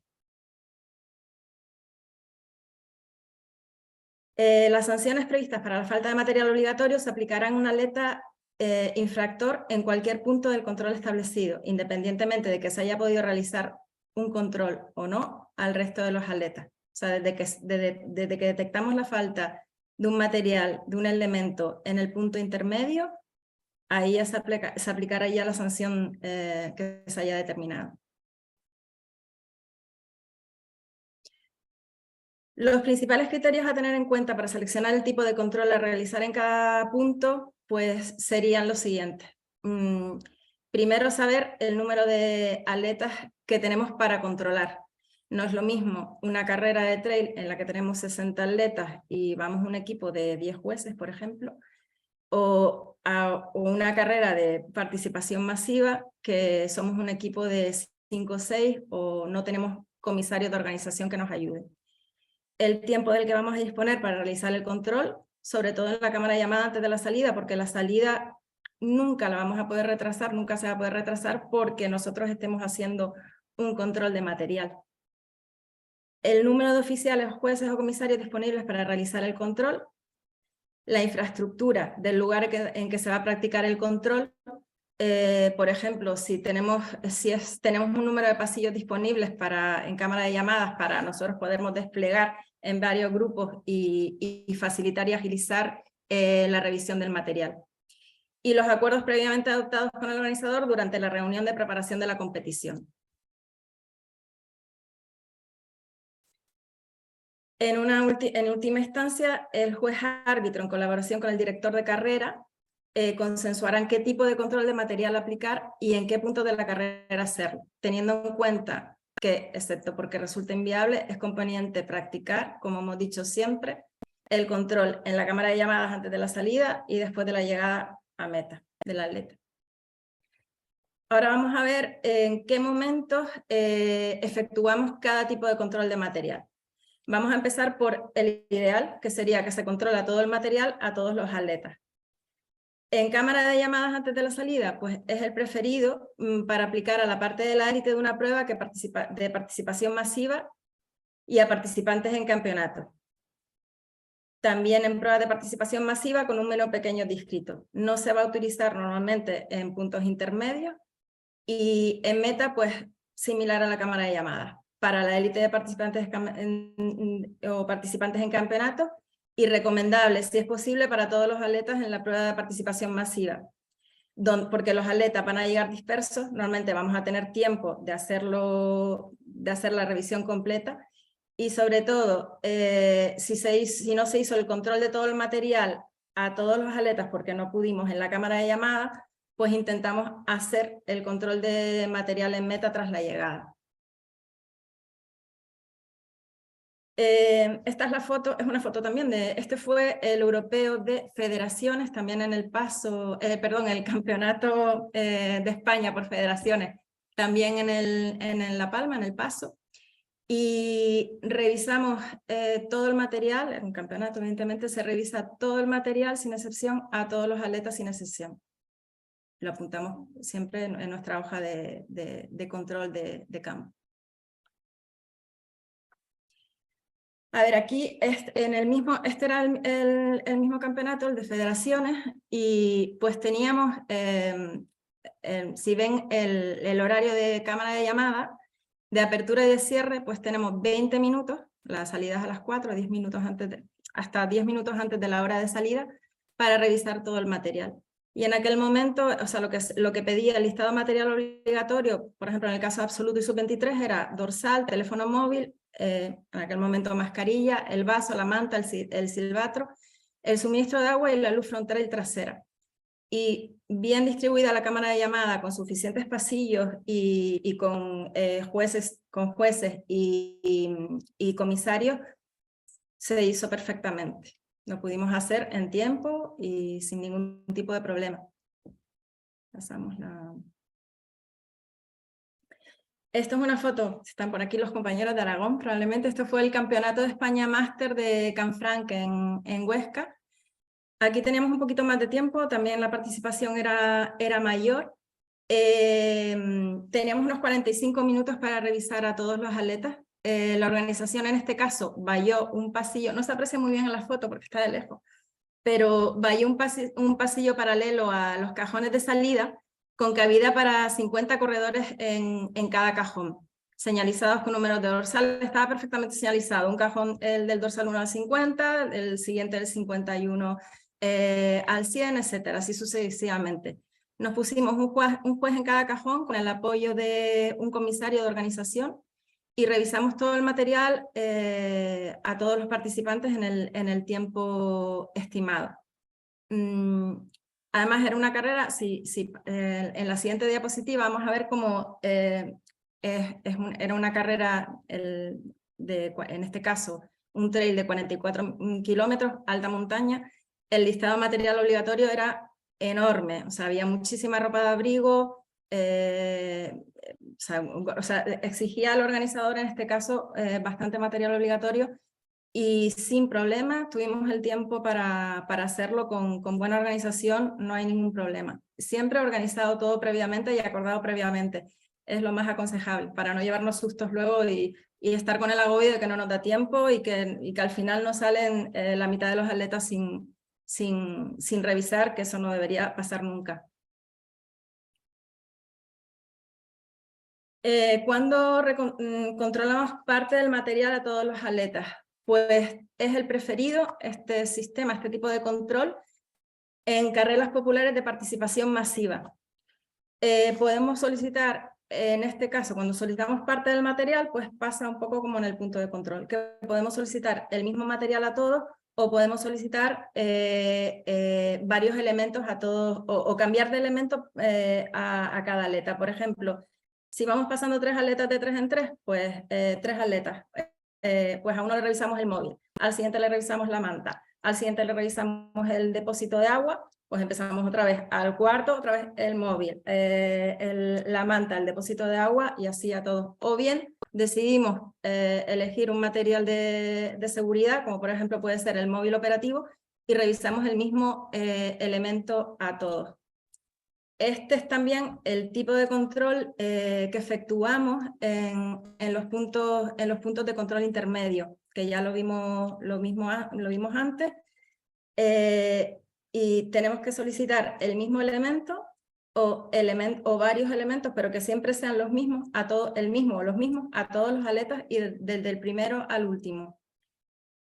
Y en meta, pues lo mismo que en el tipo de control de todo el material, se puede utilizar si no pudiéramos hacer el control total de todo el material a todos los atletas. Y lo haríamos igual que en la cámara de llamada, pues solicitamos un elemento aleatoriamente o el mismo elemento a todos los atletas. Otro tipo de control es el que solicitamos todo el material a algunos atletas aleatoriamente. ¿Cuándo es recomendable en cámara de llamada? Pues en carreras de participación masiva, que ya sabemos que los recursos y la infraestructura, los recursos humanos y la infraestructura que vamos a tener no va a ser suficiente para controlar el material a todos los atletas. En punto intermedio no vamos a utilizar, y en meta este tipo de control es al menos recomendable, por lo menos vamos a intentar siempre que los primeros atletas y las primeras de la clasificación revisarle el material a todos. Y cuando controlamos parte del material a algunos atletas, pues en cámara de llamadas hay que decir que, bueno, tanto en meta como en cámara de llamada es el menos recomendable. Lo vamos a utilizar excepcionalmente, si no podemos aplicar ningún otro tipo de control de material. Y en estos casos, si tenemos que controlar, solo podemos controlar parte del material, intentar, bueno, o que sea siempre el material relativo con la seguridad, sea la manta térmica, el móvil operativo, etcétera. Siempre vamos a intentar que por lo menos revisar el material de seguridad. En meta lo mismo, lo vamos a utilizar si no podemos utilizar ningún otro tipo de control. Es el menos recomendable.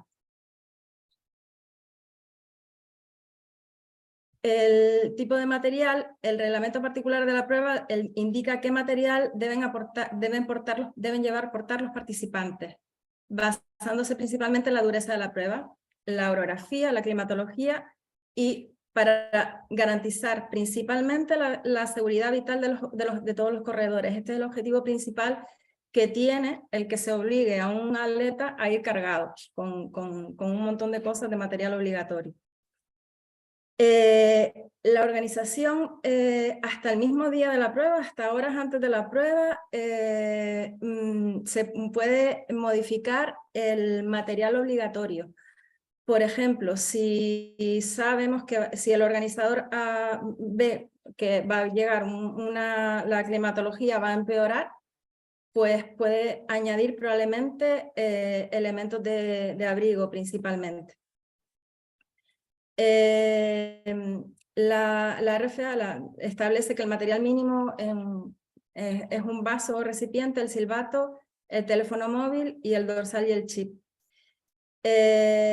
Es importante, tenemos que tener en cuenta que los jueces debemos ser muy estrictos en la revisión del material obligatorio relacionado con la seguridad vital especialmente, porque el objetivo de portar todo este material no es fastidiarles o sancionarles, el motivo principal es la seguridad del atleta.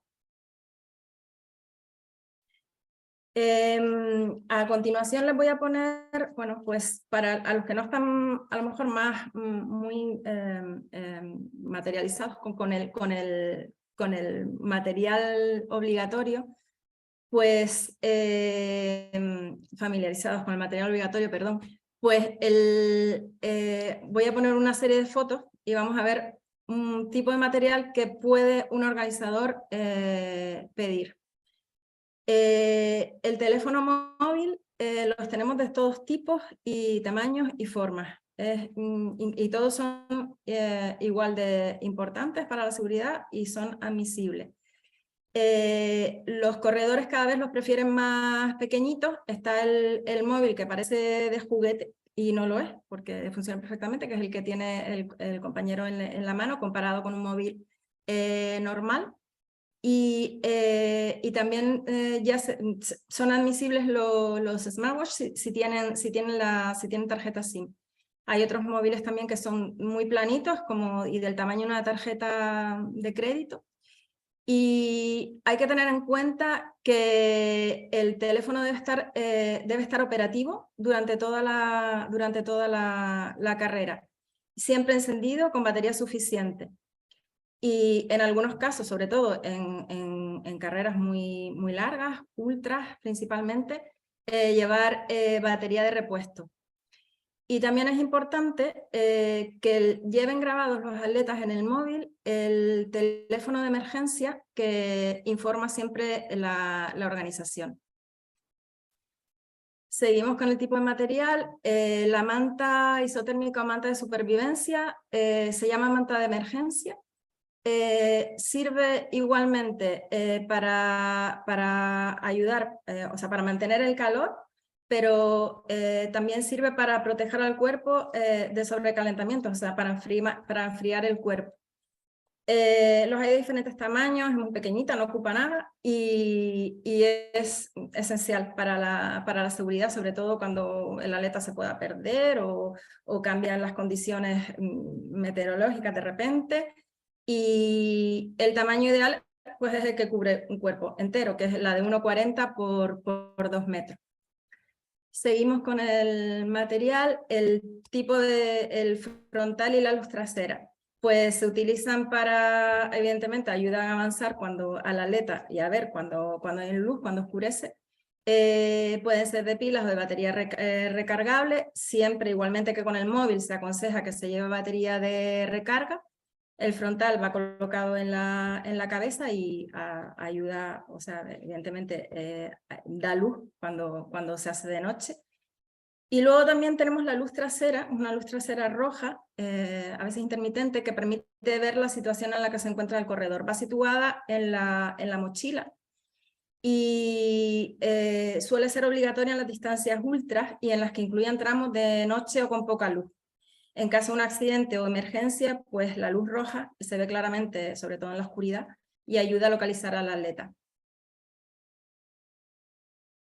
Aquí mostramos los diferentes tipos que se pueden encontrar para la hidratación del atleta. Están las Camelback, que son las mochilas que llevan integrado un depósito para transportar agua u otro líquido. Están los chalecos de hidratación y cinturones, que son los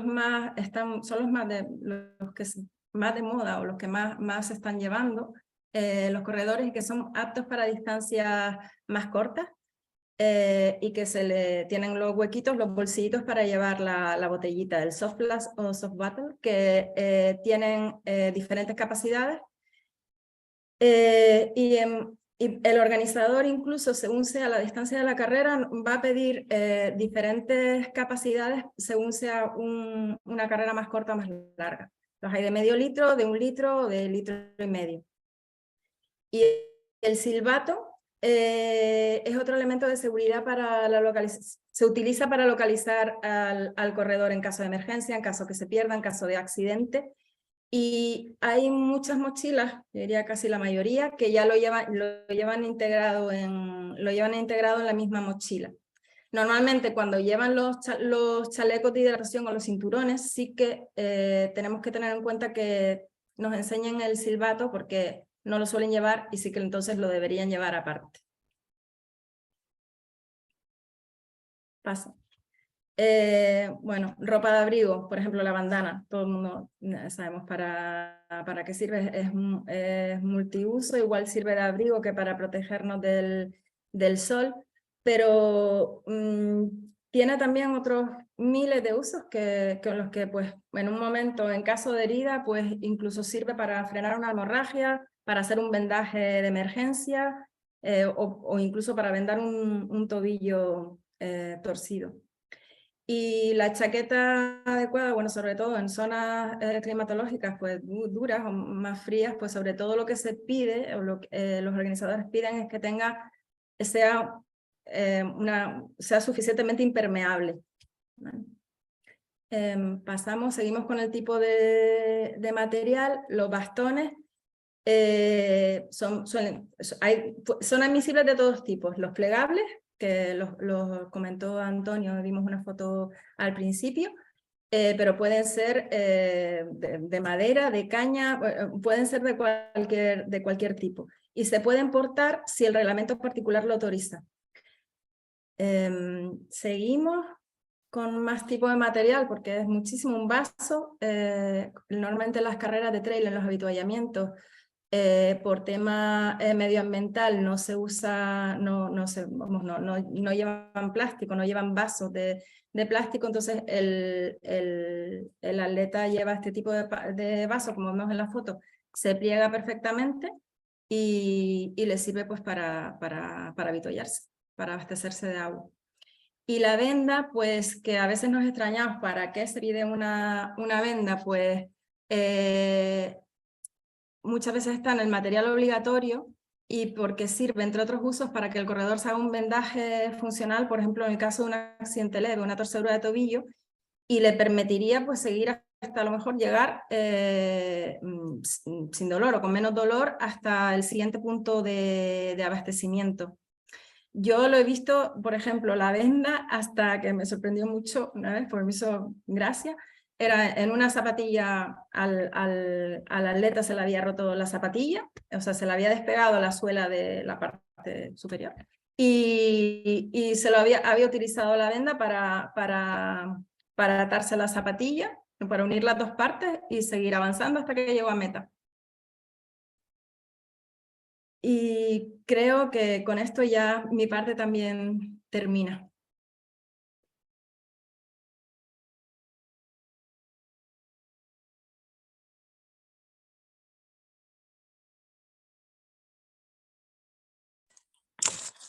Qué feliz de ser Paulina. Aquí pone dice.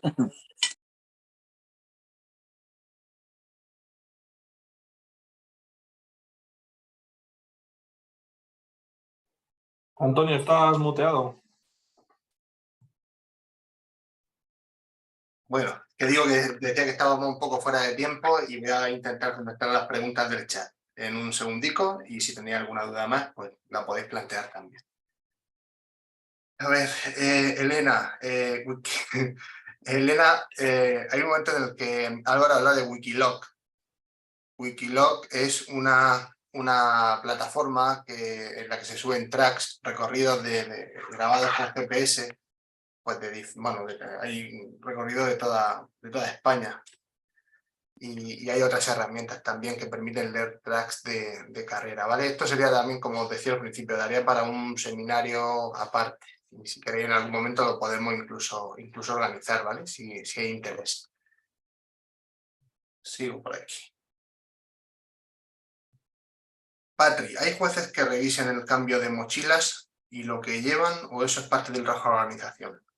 El cambio de mochila, igual, sí, a ver, sí que hay jueces, lo veremos también el jueves, en los puestos de abastecimiento con asistencia permitida, vamos a poner unos jueces que van a controlar que todo se haga conforme al reglamento.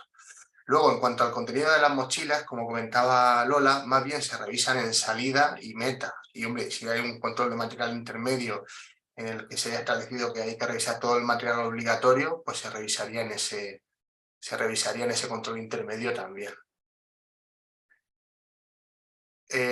Fran, ¿y quién presta la ayuda a otro atleta? ¿Tiene sanción también o solo el que la recibe? A ver, en esto, pues depende. Realmente el reglamento te indica que es sancionable tanto el atleta el reglamento internacional, la RT6, indica que es sancionable tanto el atleta que recibe la asistencia como el que la presta, ¿vale? En este caso, pues el juez árbitro valoraría si serían los dos sancionables o uno más que otro, dependiendo del caso concreto, pero perfectamente podrían ser los dos. Sara, ¿debe ser una empresa homologada y haber nombrado un juez jefe de cronometraje por la RCA? Vale, la empresa sí tiene que ser homologada por la RCA. El juez jefe de cronometraje, lo veremos el jueves también, nos lo contará Quique. Nosotros le hemos dado en el trail lo hemos renombrado y además le hemos dado otras funciones, además de las propias del juez jefe de cronometraje, ¿no? Que sería más asegurar que el sistema de cronometraje funciona de forma correcta y que los tiempos que toma son los correctos, ¿no? Básicamente esa sería la función, así hablando de una forma muy muy básica del juez jefe de cronometraje con transpondedor. El tema es que en el trail el tiempo no es tan importante y nosotros, además de enfocarnos en que el tiempo que se tome en meta sea exactamente el mismo que toma el juez de crono manual, nos enfocamos más a la seguridad también. Para nosotros es más importante que el juez de seguimiento, este que os digo, que os contaremos con amplitud el jueves, además de estar pendiente del transpondedor y del sistema, esté también pendiente o más pendiente de los atletas que han abandonado, que tengamos en todo momento controlado por dónde va la cabeza de carrera y por dónde el final, y todos esos aspectos, ¿vale? Que ya os contaremos en profundidad. Quedaros con que juez jefe de cronometraje con transpondedor en trail le hemos llamado juez de seguimiento. Y no lo nombra juez jefe no lo nombra la RFA, o sí, dependiendo de la prueba. Realmente, como sabéis, todos los campeonatos, todas las pruebas de calendario nacional, el nombre de CNJ o nombre de un comité autonómico, todos se nombran por delegación del CNJ. Y las pruebas de calendario autonómico, a las que os invitamos también a nombrar a jueces de seguimiento, que veréis que es una figura bastante útil, pues también la nombraréis los comités autonómicos. Si no hay cobertura, ¿cómo se soluciona? Vale, entendemos con cobertura, no sé si se refiere a cobertura de móvil por parte de los atletas, en ese caso, pues poco pueden hacer. Si es por parte de los jueces, estamos en un punto de control intermedio, tenemos que dar o comunicar una incidencia al juez árbitro y no tenemos cobertura, pues lo que podemos hacer o lo que hay recomendado es no vamos a abandonar nuestro puesto si estamos solos, nuestro puesto de control, y en el momento en el que podamos encontrar cobertura, pues mandaremos la información. Realmente en esa reunión previa que comentaba Álvaro, también se mira cuáles son las zonas de sombra del recorrido, donde pueden haber cobertura o donde sí, y en función de esas zonas, o bien se colocan los jueces en zonas con cobertura, como el cronometraje con transpondedor, o bien se coloca, o bien se les da algún walkie o algún sistema de comunicación de la organización. Eso sería lo ideal. ¿Es posible disponer, dice Daniel, de este documento para futuras competiciones? Estamos grabando la sesión, ¿vale? En principio íbamos a compartir los vídeos. Además, estamos preparando una guía que complementa al manual que ya he publicado, donde vais a tener también toda esta información, ¿vale? O sea, que vais a tener disponible toda la información que os estamos contando. Yo creo, Antonio, por completar eso, que lo más práctico es esperar a la guía y cuando se publique al final va a recopilar todo esto con profundidad. Entre los seminarios grabados y la guía será lo más adecuado. Perfecto. Pepe Armenar. Muy buenas, Pepe. ¿Quién decide lo que se revisa en los puntos intermedios? Vale, bueno, pues realmente lo tendrá que decidir el organizador, que es el responsable de la seguridad. Y así se hace normalmente, ¿no? Y si no lo decide exactamente el organizador, por ejemplo, Campeonato de España de Federaciones de este año en Berga, en una reunión que tuvimos, previa de las que tuvimos de preparación, que contaba Álvaro, nos dice el organizador, oye, el año pasado fue el Campeonato de Cataluña, que fue allí en Barcelona, y hay que subir un pico muy alto, y era obligatorio el cortaviento, y los atletas salían con él, pero a los 100 metros se lo dejaban a su entrenador. Bueno, cuando nos dijo eso, nosotros le propusimos, pero él aceptó, si no, pues bueno, no hubiéramos podido hacerlo, o hubiéramos tenido que buscar una solución. Le dijimos, oye, pues si te parece, para que este año no pase, vamos a poner un punto de control de material intermedio solo para comprobar que la gente lleva el cortaviento a mitad de esa subida. Y allí pusimos un punto de control intermedio. Puntos de control intermedios no suele haber muchos. No es muy frecuente que haya en muchas competiciones. Sé que hay en Canfrán también, por la particularidad del entorno y de la seguridad. Y nosotros, recuerdo los controles de material que hicimos aquí en Murcia, en un campeonato de España, y pedíamos el recipiente de líquido, precisamente porque Murcia es una zona que, bueno, pues que no hace frío del todo y que podíamos tener algún problema con con la deshidratación, y lo pedimos también, pero no es algo habitual, es algo que nosotros se pone en contadas ocasiones cuando realmente se necesita, si no, no se suele poner. A ver, Leo. En los trail que no son campeonatos, más de la mitad de los atletas no llevan el material obligatorio, por desgracia. Bueno, depende de la zona. La verdad es que también, esto es como todo, cuando empiezas de verdad a ponerte serio con el control, al final, a la segunda carrera te aseguro que aumenta el porcentaje de atletas con todo el material obligatorio y a la tercera aún más, ¿vale?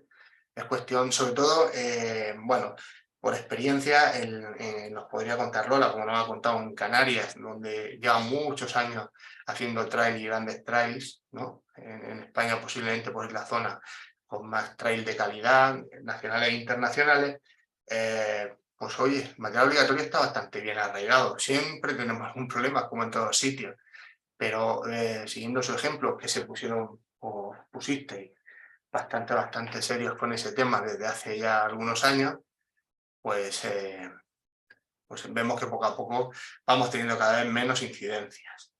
De Inma, ¿qué diferencia hay entre un juez y un comisario? Esto es lo que os contaba. Un comisario es una persona de la organización, va a decir un voluntario, pero no es un voluntario al uso. No es decir, no todos los voluntarios de la organización son comisarios. Para nosotros son esas personas elegidas por el organizador, por el director de carrera, que tengan, en fin, que tengan ciertas cualidades o cualificación, ¿no? Al menos que sean de confianza del organizador y que su palabra o su forma de actuar nos sirva como si pusiéramos a un juez auxiliar. ¿Vale? Por eso, en esto de los comisarios, bueno, son una forma de complementar al jurado, porque entendemos que no podemos designar un jurado de 50 personas para controlar 150 kilómetros o 100 kilómetros de carrera, que sería a lo mejor lo que nos diría nuestra conciencia, nuestra mentalidad, si aplicáramos lo que hacemos en el resto de especialidades, y de ahí que intentemos, pues oye, cuanto más ojos tengamos en el recorrido, pero claro, tienen que ser ojos, digamos, de los que nos podamos fiar. Y por eso a esos comisarios les intentamos implicar en las reuniones técnicas previas que tenemos con el jurado. Es decir, para nosotros el jurado de la prueba, o llamamos los oficiales o el jurado, son tanto nuestros jueces, tanto nosotros como jueces, como esos comisarios que nos complementan. Y por poco que nos hagan, como os digo, en un avituallamiento, además de estar avituallando, estar pendiente de 2 detalles para nosotros, oye, si ven algo, pues eso que hemos visto, que de otra forma pues sería más complicado. A ver, ¿quién decide, dice Ana, qué tipo de control? Eso ya lo hemos dicho, qué tipo de control de material aplicar. No, eso no lo hemos dicho. Pues lo deciden las circunstancias y un poco, a ver, es verdad que el reglamento internacional dice que sea el organizador, ¿vale? Pero esto es una cuestión de consenso en esas reuniones previas y de experiencia también. Lo más recomendable y lo más justo sería controlárselo todo a todos, como ha dicho Lola, y es lo que intentamos hacer y proponer. Es verdad que lo veremos el próximo día, cuando haya que contar en una cámara de llamadas a 800 participantes que tienen 20 minutos para ponerse en la salida, pues a lo mejor no podemos controlarlo todo, ¿vale? Es una cuestión un poco de buscar el equilibrio entre todo el material a todos los atletas y el menos recomendable que decíamos, método de control, que era parte del material a algunos atletas, ¿vale? Dependerá de la prueba. Pero siempre es verdad que es mejor siempre encontrar o buscar el consenso con el organizador, que por la general nunca nos pone problemas si llegamos sabiendo de lo que hablamos. Y en este caso, pues normalmente se aceptan lo que nosotros les decimos. Al final, controlar bien el material implica contribuir a la seguridad global del evento. Y eso es algo que el organizador también quiere. Vale. Si no tiene algo de material obligatorio, no se puede permitir correr, imagino. A ver, eso depende de los reglamentos también, ¿vale? Nosotros, en el reglamento actual, en vigor, del trail, de la RFA, y así lo intentamos que aparezcan todos los reglamentos particulares que luego se puedan derivar de ese. Efectivamente, si alguien no tiene un elemento de material obligatorio antes de salir, es decir, en cámara de llamadas, si no tienen cámara de llamadas, lo que hacemos es intentar que lo encuentre, le damos todas las facilidades dentro de no retrasar la hora de la competición de salida. Oye, búscate un amigo que te deje un móvil, o si no tiene una manta es más complicado, pero seguro puede ser que haya alguien por ahí por la salida que lo pudiera tener. Le damos toda la facilidad. Pero efectivamente, si en el momento de la salida no tiene material obligatorio, no debe de salir. Si lo pillamos en un punto intermedio o en la meta, actualmente tampoco se le permite continuar en un punto intermedio o se descalifica también en la línea de meta. Hemos tenido algún caso, como un campeonato de España de menores, en el que era obligatorio simplemente el teléfono móvil y el campeón de España, el que había quedado campeón de España, el primero de la prueba, pues se le había perdido el móvil. Llegó a la meta sin móvil y no fue campeón de España, a pesar de haber ganado, porque el reglamento en eso sí que es claro y taxativo y ahí no hay lugar a valorar nada por parte de nadie, ni si se le ha roto por la mitad del camino y lo ha desechado, ni si se le ha perdido, ni cualquier otra circunstancia. A ver. Vale. Nuevamente ya os digo, la sanción siempre es motivo de descalificación. Esto de momento. Si hubiera algún cambio ya os lo comunicaríamos ahora que os tenemos en ese listado de jueces que decidisteis, porque os indicasteis que os gustaba la especialidad. Vale, sigo leyendo porque puede ser sancionado y seguir corriendo o descalificado. La sanción hay reglamentos como Canfrán que se penaliza con tiempo, efectivamente. Vale, pues hay reglamentos como Canfrán, que había dicho aquí María Castanel. No he visto el reglamento de Canfrán, entiendo que se penaliza con tiempo la falta de material obligatorio, en Canfrán posiblemente, pero será al atleta en meta, no creo que se le deje salir, no recuerdo haber leído el reglamento, no creo que se le deje salir sin un elemento del material, ¿vale?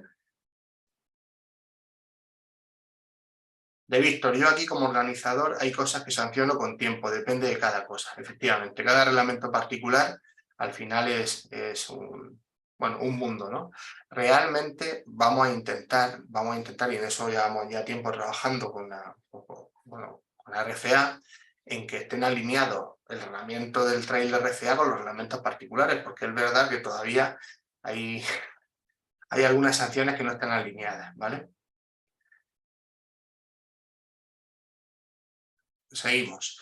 Nos vais a enviar todo lo que nos habéis enseñado por correo. Bueno, ya hemos contestado que vamos a preparar una guía donde os vamos a contar todo esto que os estamos contando, más los vídeos que tenéis aquí.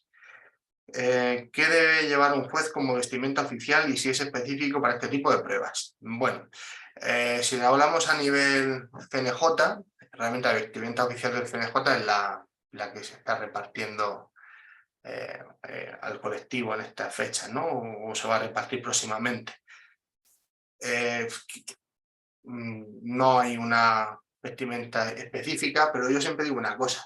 Primero es la salud y la seguridad y luego ya la vestimenta. Es decir, si te toca actuar en una noche de frío en un sitio montañoso y con la sudadera o con el chaquetón en este caso del CNJ no te da para abrigarte, pues eres totalmente libre si no llevas ropa suficiente debajo de poder ponerte encima lo